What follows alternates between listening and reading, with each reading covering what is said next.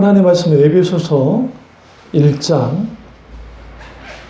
2장 1절에서 7절 말씀까지입니다. 에베소서 2장 1절에서 7절 말씀까지입니다. 그는 허물과 죄로 죽었던 너희를 살리셨도다. 그때의 너희는 그 가운데서 행하여 이 세상 풍조를 따르고 공중의 권세 잡은 자를 따랐으니 곧 지금 불순종의 아들들 가운데 역사하는 영이라.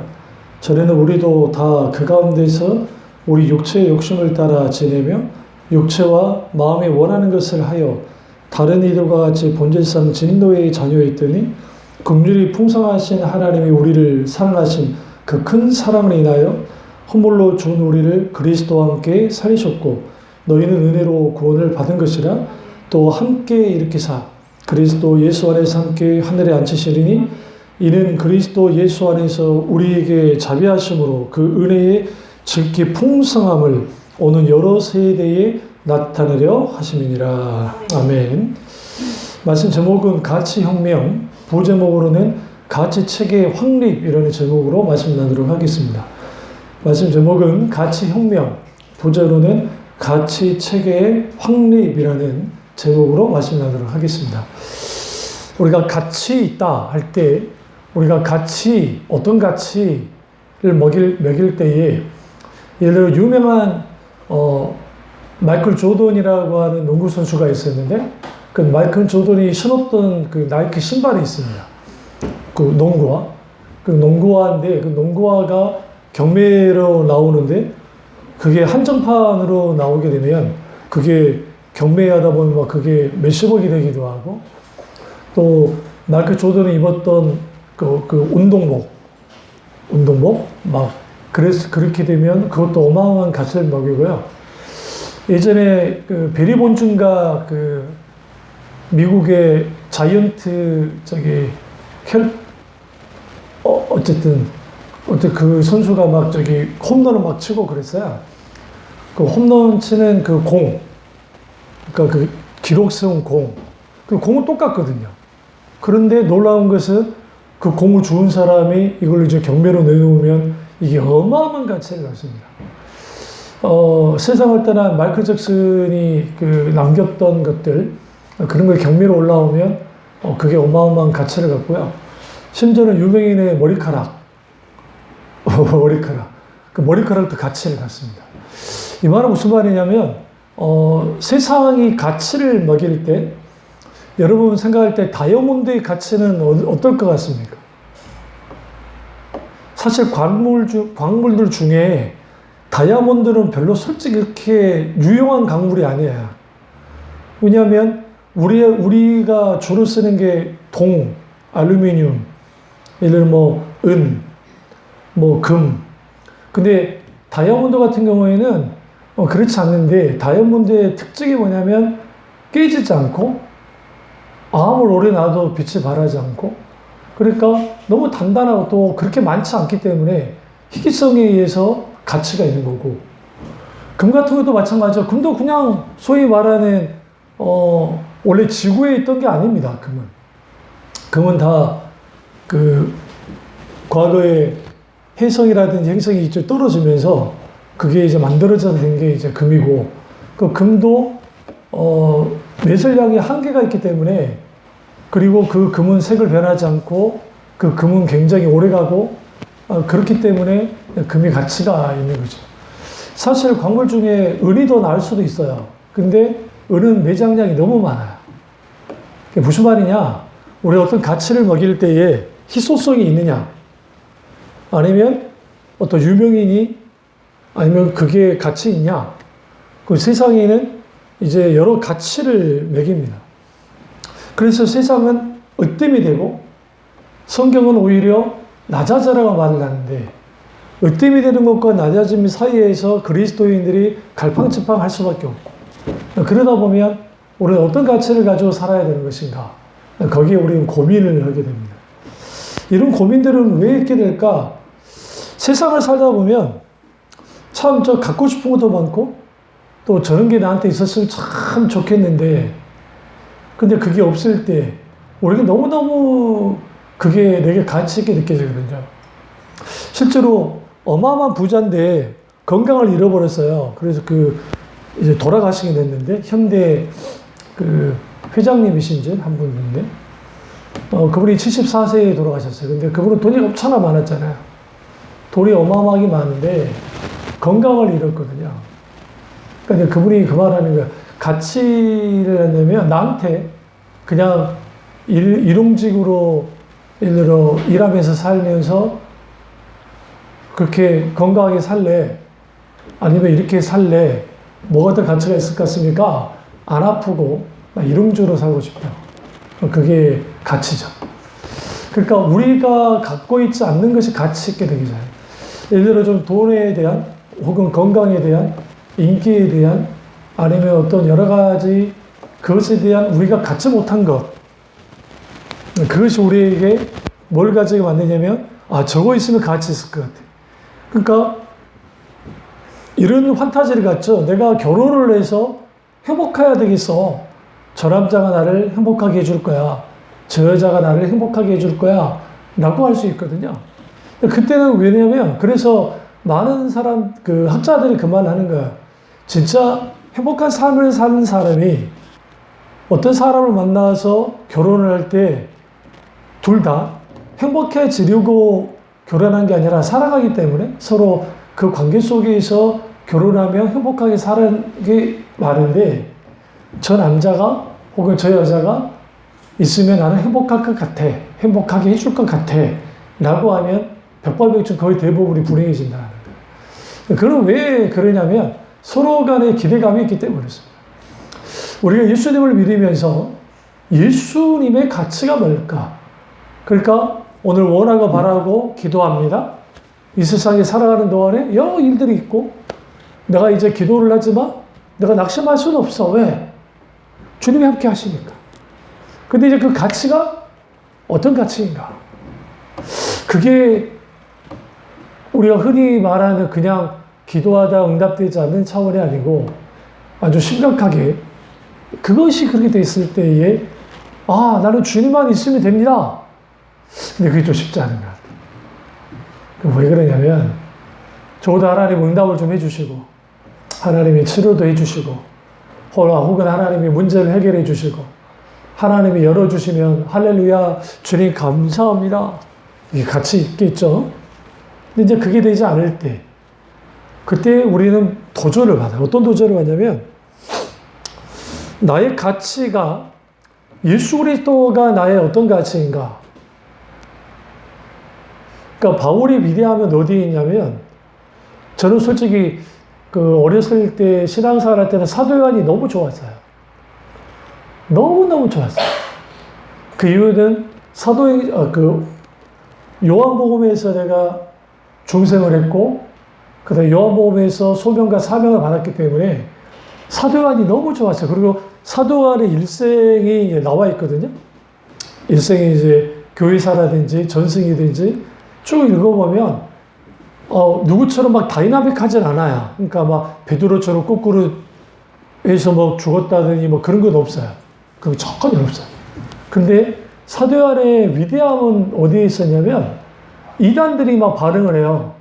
이제 영주주의라든지 또 유대주의자들 중에 율법주의, 혼합주의 그 이단들이 오거든요. 근데 사도 요한이 어떻게 품냐면 그들이 비록 이단이지만, 그러니까 참 그게 정말 중요해요. 이단이지만 끝까지 품어주려 해요. 그리스도의 사랑으로. 근데 그래도 안 되는 걸 알아요. 그러니까 사도 요한이 뭐라 하냐면 한두 번 훈계하고 그리고 너희는 멀리해라.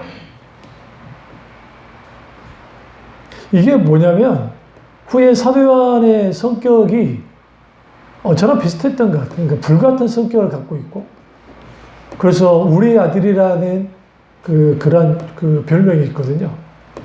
그런데 후에 사도 요한의 별명이 뭐냐면 사랑의 사도예요. 진짜로 사랑의 사도.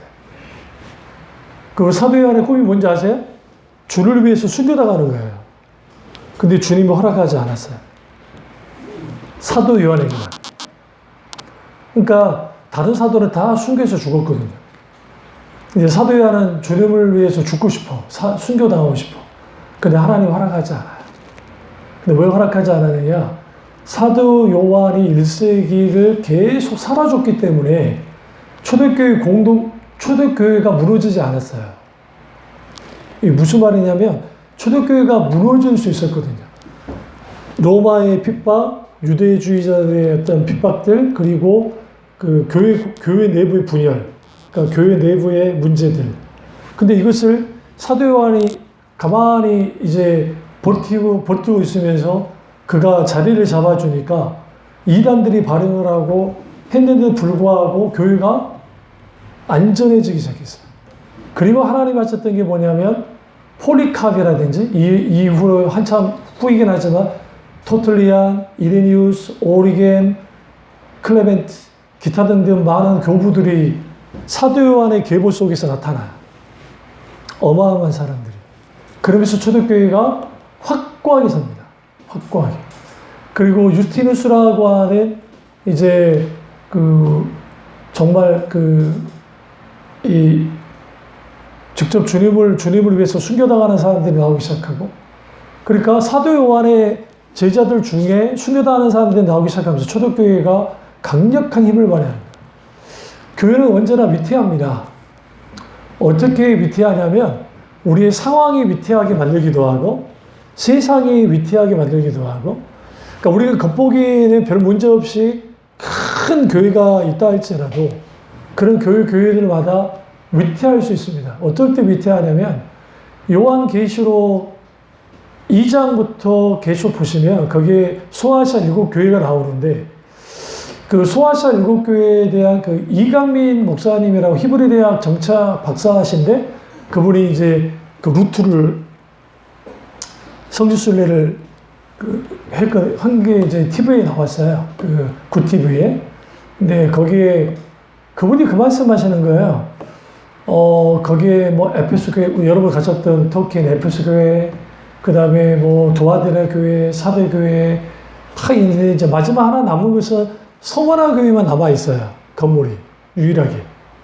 그거는 이제 원래 있던 건 아니고 비잔틴 시대에 만들어 놓은 거긴 하지만, 그런데 놀라운 것은 그게 뭐냐면 그때 목사님이 하셨던 말씀이 그 어마어마한 하나님의 은혜 가운데 있었던 교회들이 이제는 무슬림화 되어가지고, 터키니까 다 무슬림 땅에 있잖아요.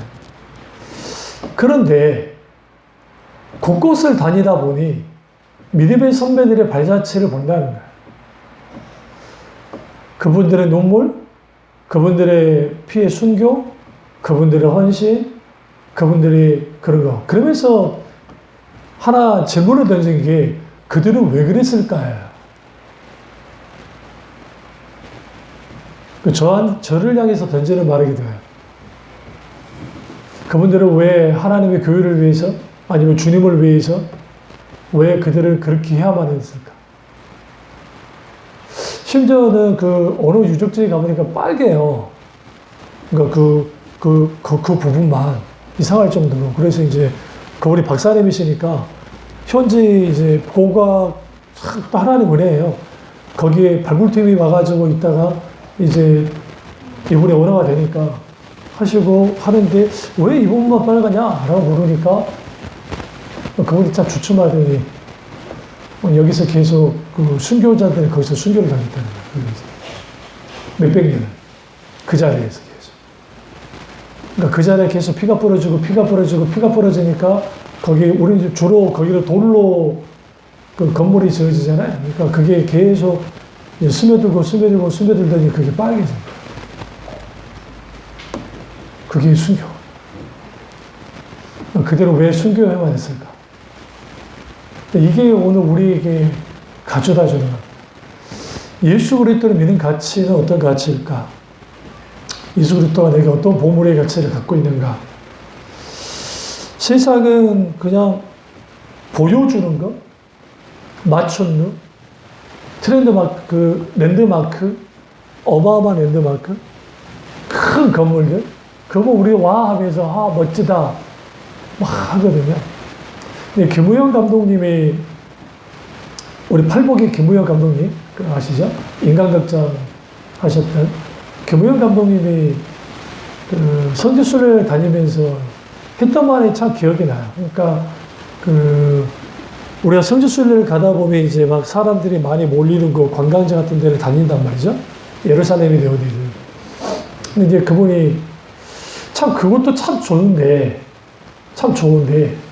성경을 따라서 움직이는데 이분들이 이제 성경을 따라서 거기 현지 히브리 대학 박사 이제 그 선교사님이 학위를 마친 선교사님이 한 10몇 년 사신 분이 계세요. 그래서 그분과 함께 이제 움직이는 거예요. 김우영 감독님은 알지도 못할 거잖아요. 그 사신 분이니까. 그래서 그 지역을 사람이 가지 않은 지역을 쭉 내려가요. 그리고 어떤 길 하나를 딱 만났거든요. 그러면서 이제 그 박사님이 그만하는 거야. 여기가 어딘지 아세요? 그러니까 길이죠. 아니 여기 예수님이 다니셨던 길이에요. 지저스 로드래. 지저스 로드. 아니 이런 길을 누가 다녀요? 예수님 이쪽으로 다니셨을 거라고. 이 길은 참 재밌게도 위에 있는 사람들이 막 했었는데 그 길은 보존이 돼 있어서 그 길로 다녔다. 그래서 그 길로 오른쪽으로 쭉 걸어가면 예루살렘이 나오고 그쪽에서 쭉 반대로 쭉 가면 여리고가 나오는데 이제 그 길을 그러니까 김우희 감독님이 이제 감독님이시니까 그러면 좋습니다. 우리 차는 저쪽으로 가게 하고 우리가 차가 우리를 픽업할 수 있는 곳까지 걸어가 보면 그래서 이제 걸어가는 거죠. 그러면서 찬양을 부르면서 걸어가. 멋졌어요. 우리 잊고 산 거. 주님. 나도 주님을 잊었던 거야. 많이. 그러니까 그런 것들이, 내 생애에 가장 가치 있는 분이 주님이라고 했지만, 막상 삶의 고난이나, 아니면 여러 일들이나, 어떤 문제나, 그래서 만나다 보니까 주님이 내게 그렇게까지 가치 있는 분이 아닌 것처럼 느껴져요.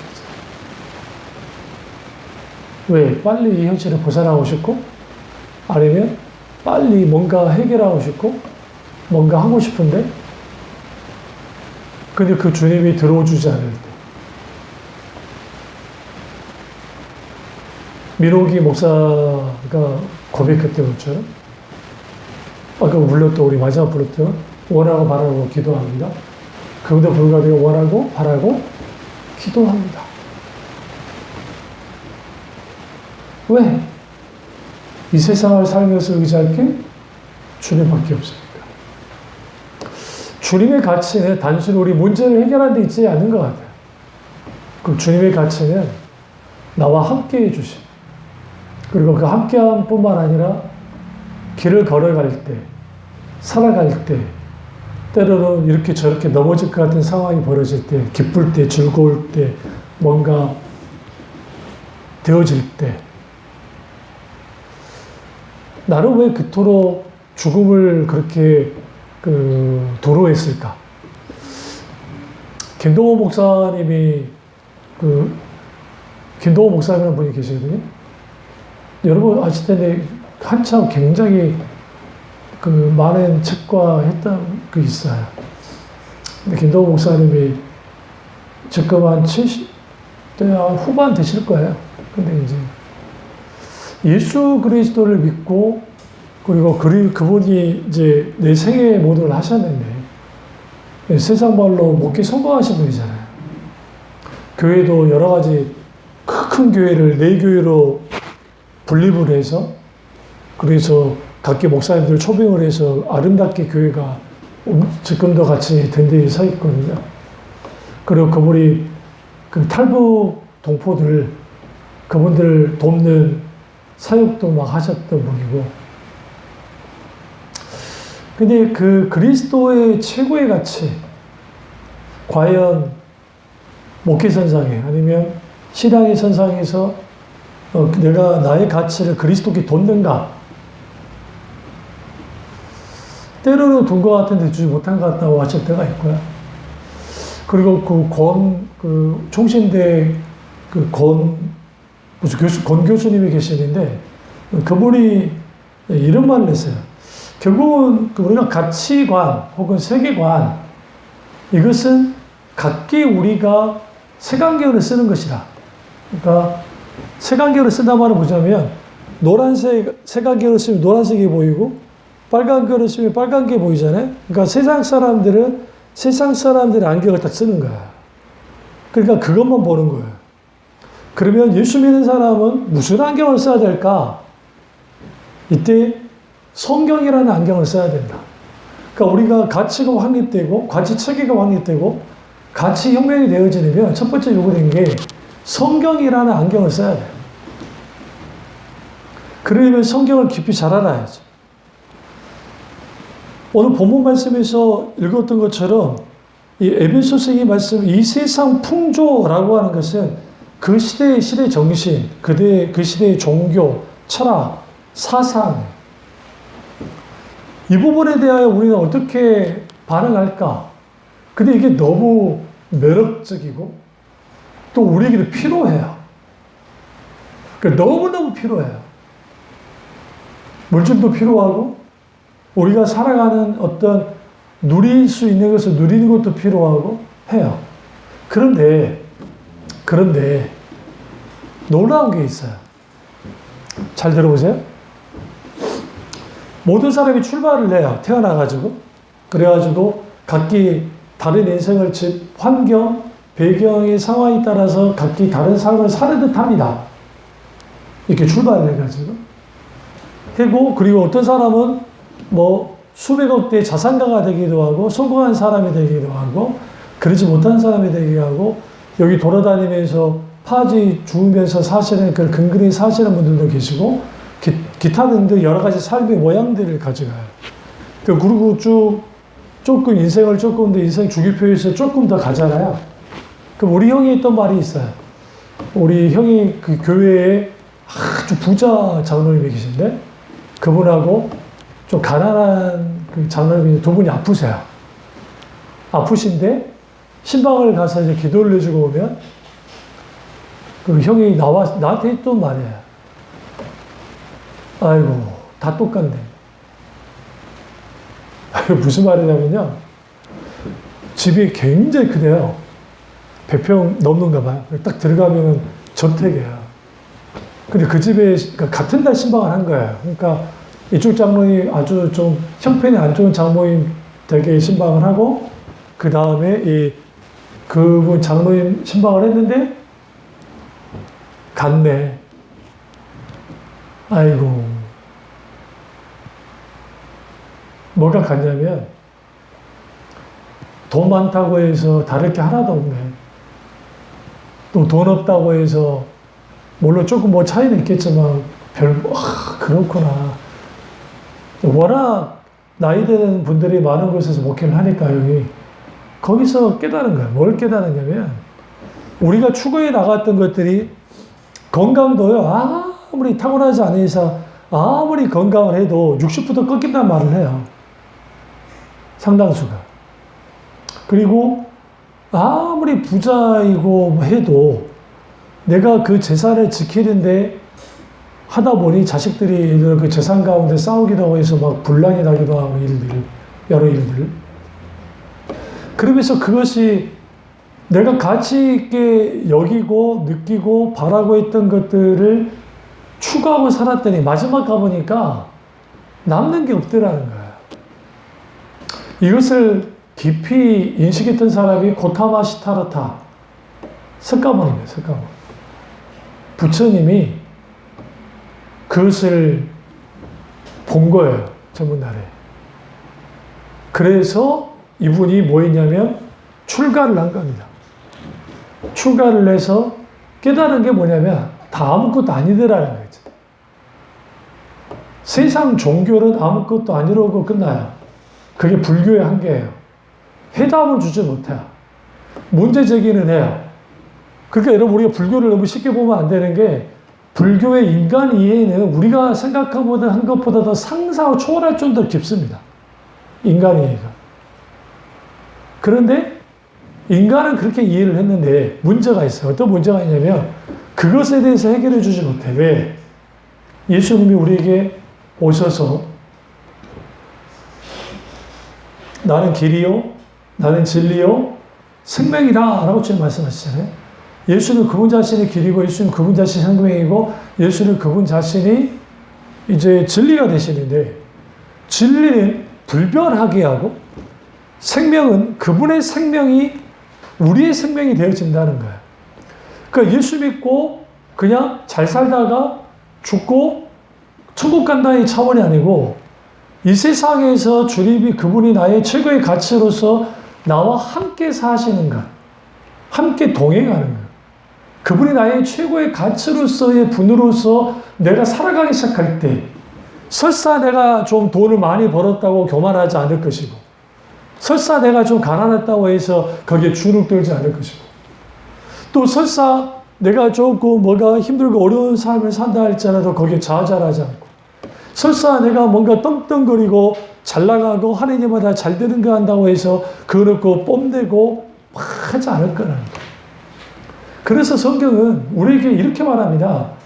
참 인생의 가치는 뭐냐? 하나님이 함께 할 때, 그리고 그분이 오늘 나의 가치가 될 때, 그분의 나의 어떤 가치인가가 모든 것들을 결정조절. 옛 가치는 우리의 학벌, 우리의 재산, 우리의 건강, 우리의 외모, 우리의 어떤 것들. 그 재미있는 게 이런 게 있어요. 좀 집안 아이들이 잘 풀린 분들, 그분들은 어깨가 딱 들어와요.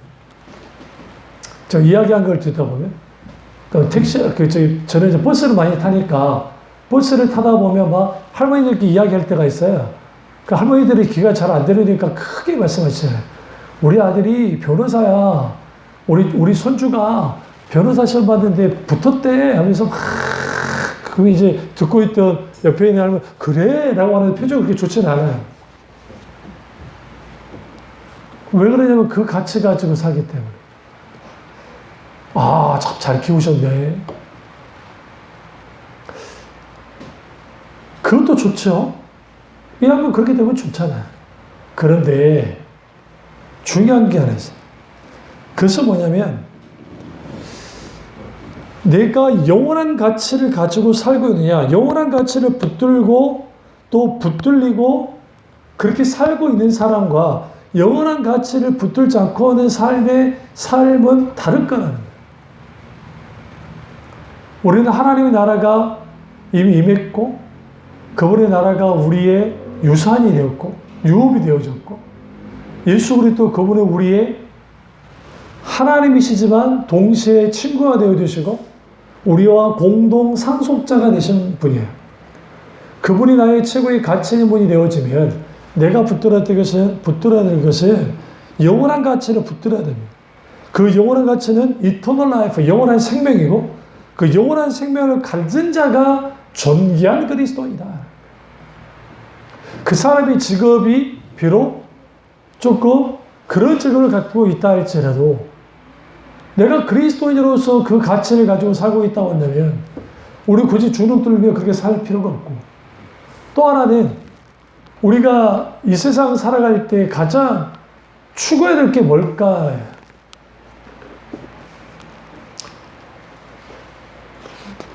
육신의 목숨? 영원한 생명? 영원한 생명과 풍성한 삶을 보장받으려면 우리 안에 있는 옛 가치가 아니라 새 가치를 가져야 되는데 그 새 가치는 영원한 가치이고 그 영원한 가치는 하나님의 나라와 동시에 예수 그리스도 그분 자신이에요. 그래서 여러분이 성경을 읽으실 때 마태복음에 심령이 가난한 자를 보기에는 천국이 저희 곳이었을 때 천국을 어떻게 이해하셔야 되냐면 천국은 장소적인 개념하고 그 다음에 공간의 개념으로서 이해하십시오. 그리고 동시적으로 또 하나를 머릿속에 딱 받고 있어요. 그게 뭐냐면 하나님이에요. 하나님. 무슨 말이냐면 천국은 하나님이 통치하고 다스리는 곳, 그런데 하나님이 기꺼이 그곳에 계시는 곳. 그것을 우리가 갖고 있어야 우리는 뭐 할 수 있다? 우리는 거기에서 옛 가치가 아니라 새 가치를 가지고 살 수 있고, 가치 혁명은 결국은 내 내면 속에서 옛 가치를 이제는 철저하게 배설물로 여기면서 내려놓는 그러한 것들이 필요하고, 그리고 새 가치인 예수 그리스도 그분 자신 나의 가치가 되어져서 영원한 생명을, 영원한 가치를 가지고 살아갈 때 거기로부터 우리는 뭐 하게 되느냐?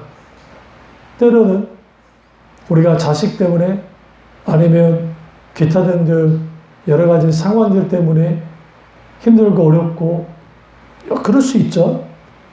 근데 딱 생각해 보면 나는 이 세상에서, 대한민국 사회에서 세상 사람들이 나를 평가할 때 어떻게 평가할까? 가치를 먹인다. 여기서 우리들 중에 이렇게 크게 가치를 먹여주지 않을 거예요.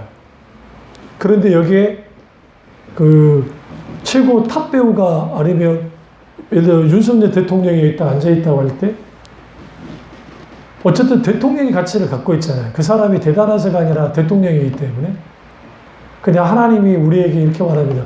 너희는 대단한 존재는 아닌데 너는 그리스도만한 가치, 내 아들, 사랑하는 아들만한 가치를 갖고 있어. 그러면 사랑하는 아들만한 가치를 갖고 있으면 그 사랑하는 아들이 가졌던 그 가치를 가지고 살아야 돼. 예수 그리스도 그분이 가지고 왔던 그 가치, 그건 곧 하나님입니다. 하나님. 하나님 그분의 가치. 저와 여러분에게, 저도 하나님이 내게 얼마나 가치가 있는 분인지 늘 도전받고 있고요. 우리도 신앙생활 그 도전을 받을 텐데 정말 영원한 가치를 가지며 살고 그 가치에 따라서 놀라운 우리가 함께 하시기를 주님으로 축원합니다. 기도하겠습니다. 제가 기도하실 때 오늘 이 말씀이 나의 말씀이자 우리 말씀 되게 해달라고